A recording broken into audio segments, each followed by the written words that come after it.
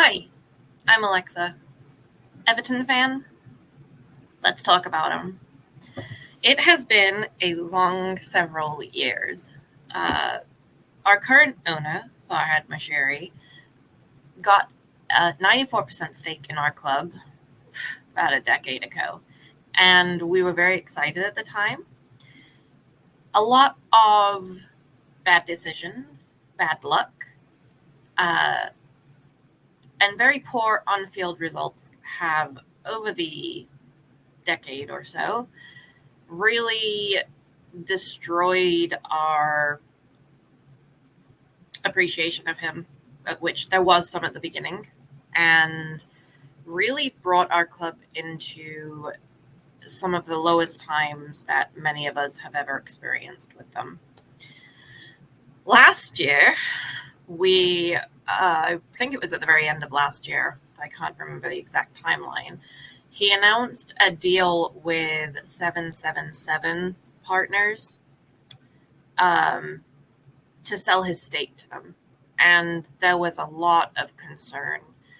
The 777 had bought multiple clubs in different leagues around the world, and there was a lot of issues and questions around their ability to actually fund all of these clubs, not just those, but then also pay back their actual business dealing loans and such. And the Premier League has to sign off on any sales, and they dragged their feet in terms of due diligence. And at the time, a lot of fans were sort of beating on the FA for not approving it. We were going through our profit and sustainability issues that we had 2 charges last season, and it did feel a bit like a pile-on that they wouldn't even let this deal go through, which was meant to help with investment in the club and so on and so forth. And I was sort of sitting there thinking, like, we might be having them do us a favor right now, because look at what's going on at these other clubs where the fans are completely revolting against 777 the way that our fans don't like Mashiri at the time. This was in the spring. And suffice it to say, they didn't get approval. The deal fell through. The exclusivity period ended, and Mashiri was able to open talks with other investors. I want to say it was the end of May that this occurred. So over the summer, we have heard of talks going on, potential investors, and there was one, and I believe they had an exclusivity period for like a month, and it fell through because of some of the debts that we owe 777 and some really bad stuff that's going on when they are being sued for all sorts of shady dealings, alleged. Don't know all of the facts. Obviously, in a court of law, they will have their day. But essentially, they've collapsed. That business has collapsed. There's so much stuff going on. It sounds, and I might be misreading this, it's not my area of expertise, but it sounds like they were essentially, when you get a loan, you have to have collateral to put up as sort of like a fail-safe insurance for that loan. And it sounds like they were saying that something they had, some assets, were actually collateral on multiple loans when it shouldn't be. There's something like that. Don't quote me on it. Anyway, shady business. So it does seem like the Premier League did us a bit of a favor not approving that acquisition last, I want to say November, but last season. So the exclusivity period ended. We did go into an exclusivity with the Friedkin Group in the beginning of the summer, midsummer, something like that. And that ran out because of this issues with, even if they were to come in and acquire the club and set up a payment, who does that payment go to, I believe, is what the question is. And there's issues where, because of the way Everton and the football club and the assets that it has was put up as collateral on this loan in advance of the assumed takeover by 777, that technically something could be frozen there and like it couldn't be paid back. And again, I don't know all the details, but issues with that. So that exclusivity period was about a month long, I want to say, and it fell through. And then Mashiri was talking with other investors, and there was one, I want to say his first name is John Texter, and he owns a stake in Crystal Palace. So already there's an issue there because he would have to sell that before he could buy Everton. And so that would have dragged out some of the things. But there was a news article, he spoke to the press like, I don't know, 2 weeks ago or something, and he was talking in a way that it definitely seems like he has the same attitude that Everton fans as sort of a collective tend to about our club. But it seemed a bit weird that he was out there talking about our manager before any exclusivity deal had been done, before he'd sold his stake in Palace, before anything could move forward. So that kind of shocked me that he was out there talking to the press. Shocking news on Monday is that out of the blue, and maybe it's just I wasn't watching, I don't go on Twitter. I'm not there ever since it was taken over. And that might be places like that where you get more of the rumor mill things. And so I didn't see it. But out of the blue, Monday morning, Everton and the Friedkin Group announced that they have entered an intent to buy exclusivity period.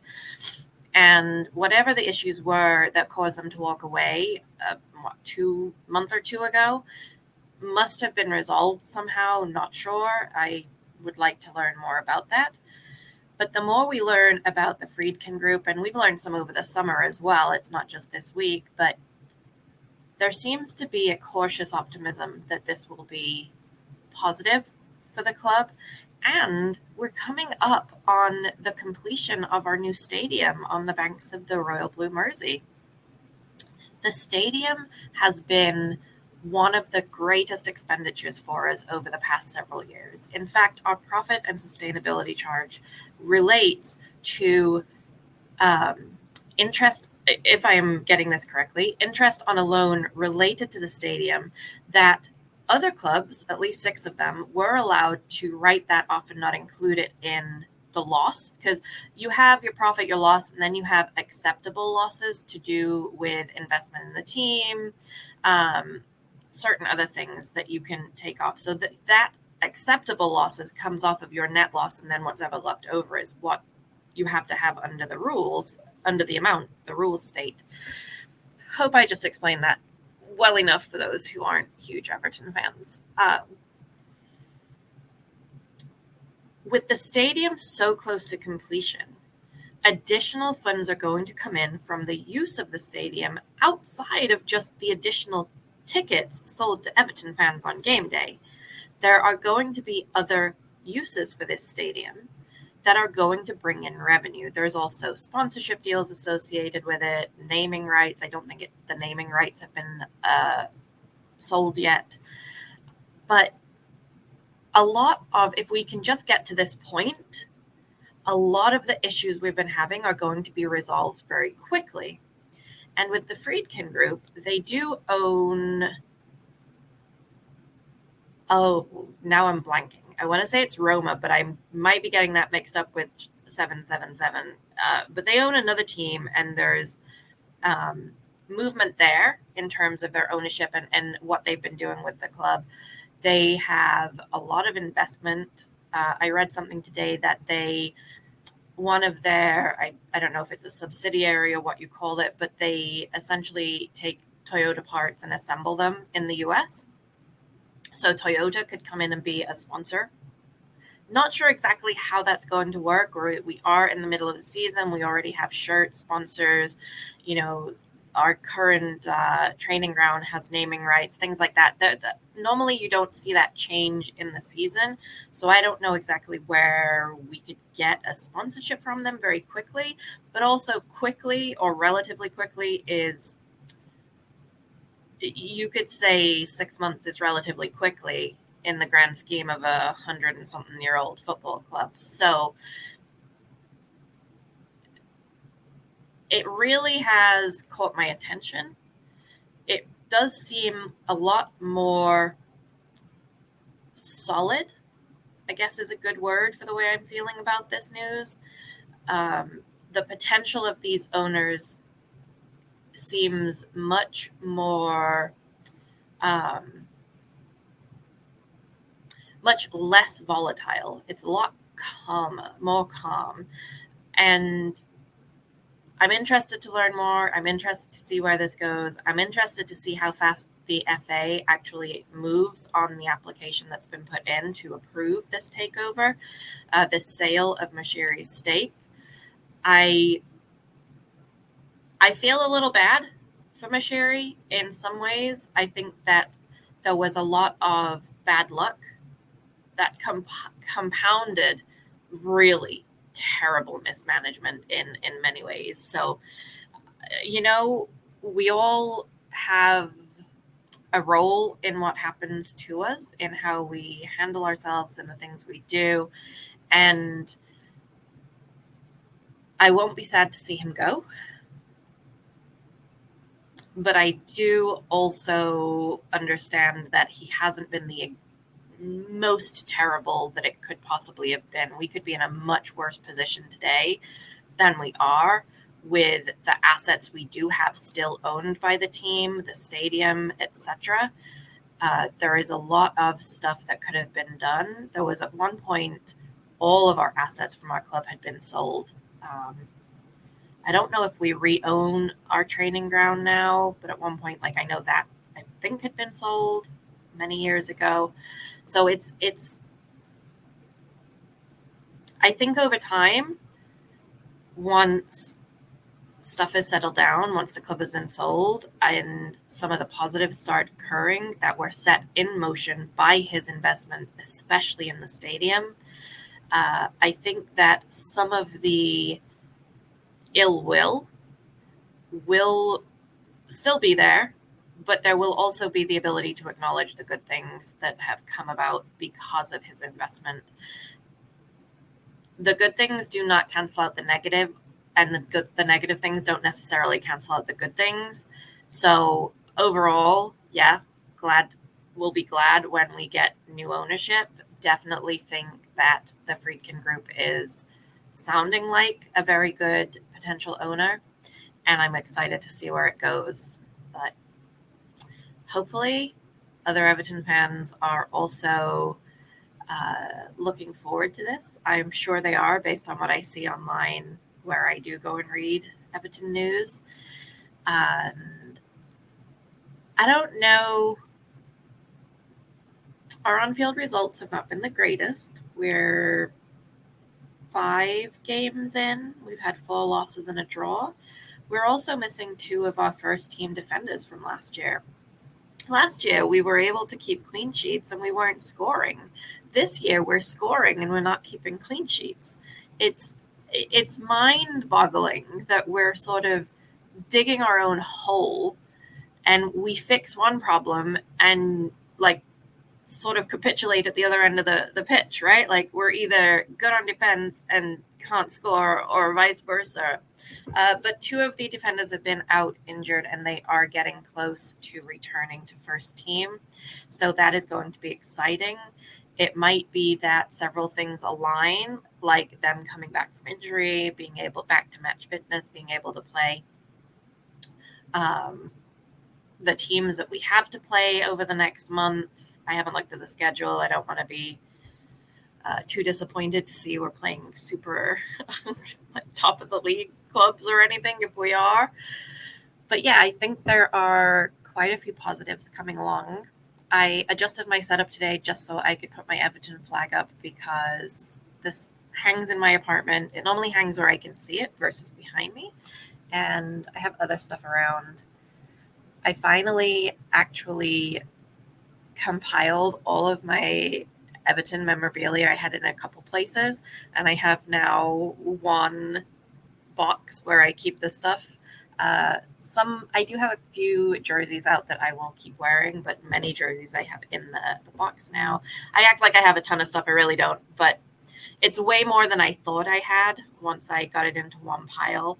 And I wish and would like to work towards having a place where I could actually put the jerseys in frames and display them. I think that would be kind of cool to have my memorabilia around where I can see it and enjoy it on a daily basis. So I decided to add that to the background today. It's definitely, I'm trying to figure out the lighting. I can't really move this. Like if I put the light up so that it gets more of the background, unfortunately then the foreground gets too much. But then if I put the light back here, this is the stuff I've been like trying to figure out. And then you can sometimes tilt it upwards, but if you put it too far, you're going to see it in the camera. I was also working on YouTube Shorts today. I didn't post any, but I was learning how to do remixes, they call them. And there's a few different ways you can do that. You can use the audio, you can use the video in the background, stuff like that. So I was looking at that and trying to learn that. That has been fun. I like this format of video, and I hope that other people watch and enjoy them.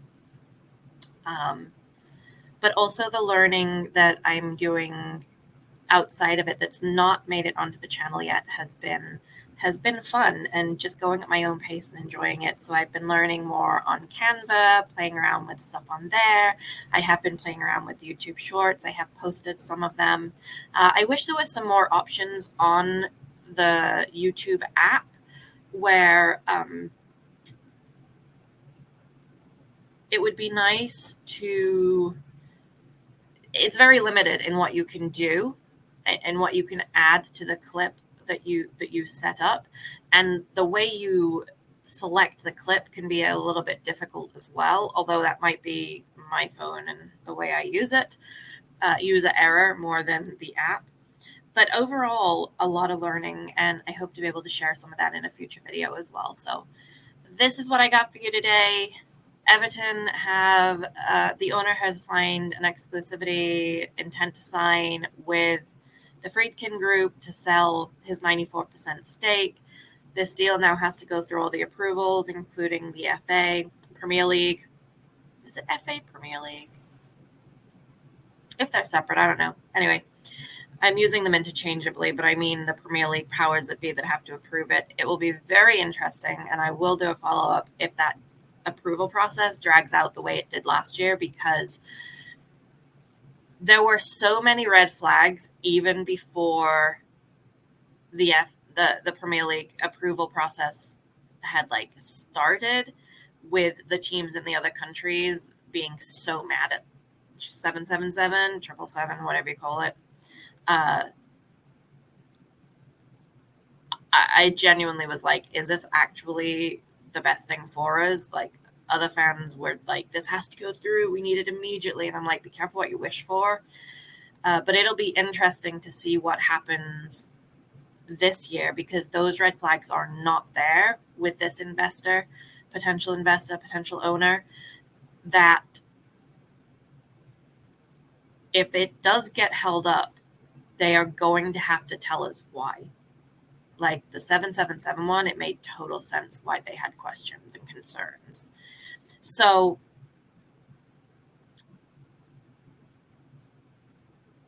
potentially positive times ahead for Everton fans. We are not out of the woods. We do need management to be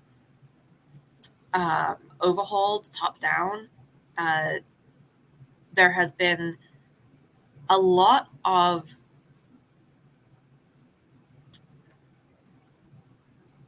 there have been people who have allowed us to remain in the Premier League and avoid something like administration. So it's going to be a case of the new owners, whoever they may be, coming in and deciding who needs to come in, what needs to change. But there does seem to be a need for a top-down approach and a more cohesive vision of getting the people who are the subject matter expert in their area into the right positions and letting them do their job and getting out of their way. definitely the stadium is going to be a positive once it is completed, and I am looking forward to going and seeing it. Maybe next time I'm over there, it won't be ready or open, I don't think, by that point, but I'll be able to go and look and see it on the docks. Cautious optimism. Cautious optimism. That's what I got for you tonight. If you made it this far, drop a like, subscribe, maybe leave me a comment, share the video. It's not the most interesting to people who aren't Everton fans, I am sure, but I appreciate you if you are here. Thank you for watching until the very end. And as always, see you on the next one. Be kind to yourself.